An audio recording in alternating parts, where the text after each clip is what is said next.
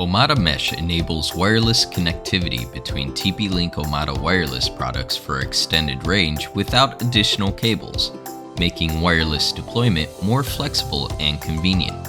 Traditionally, if you want Wi-Fi to cover your space indoors and outdoors, you have to connect all the access points to the main router or a PoE switch via Ethernet cables, which is time-consuming. In some hard-to-wire areas, maintaining a cable connection is even impractical.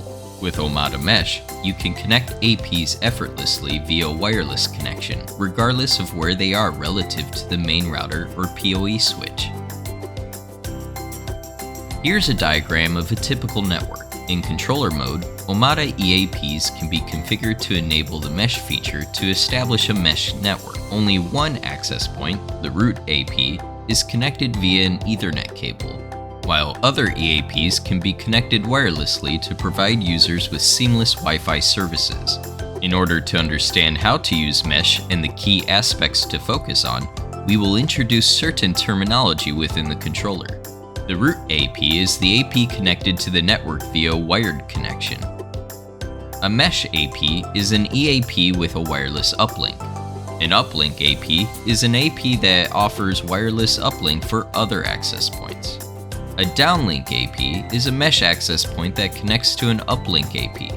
Each uplink AP can connect to up to 4 downlink APs. A hop is the relative distance between a mesh AP and the root AP. There should be no more than 3 hops. After all the APs are adopted by the controller, a mesh network is established. The APs connected to the network wirelessly can also broadcast SSIDs and relay network traffic to and from the network through an uplink AP. Follow the topology to connect the devices and make sure an Omada controller is configured in the network.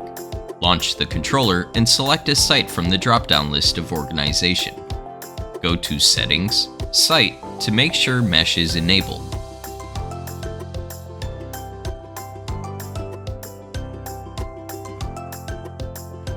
Auto failover is used for the controller to automatically maintain the mesh network.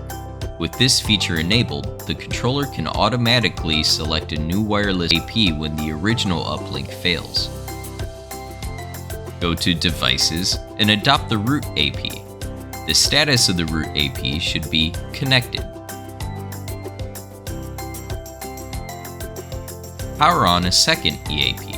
Make sure the intended location is within the range of the root access point. Wait for the EAP to start up. It will take about 2 minutes to be discovered and show up in the controller's device list. The EAP will be in the pending wireless state. Click the Adopt icon to select the uplink AP for adoption.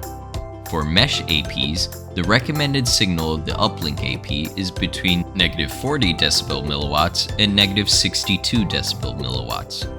After adoption begins, the EAP in the pending wireless state will become adopting wireless, and then connected wireless.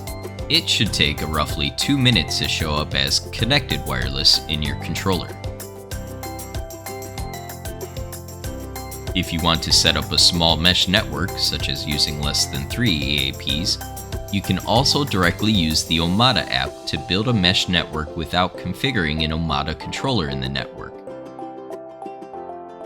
Once the Omada mesh network has been established, the mesh EAP can be managed by the controller in the same way as a wired EAP. You can click the EAP's name in the device list and click Mesh to check the mesh parameters of the EAP. Click the uplink AP, click Mesh, and you'll see all downlink APs connected to the AP. Click a downlink AP, click Mesh, and you'll see all available uplink APs in their channel, signal strength, hop, and the number of downlink APs. When using multiple EAPs to establish an Omada mesh network, you will find other available uplink APs in the Properties window. You can manually select the priority uplink AP that you want to connect in the uplink AP list. To build a mesh network with better performance, it's recommended to select the uplink AP with the strongest signal, least hops, and least downlink APs.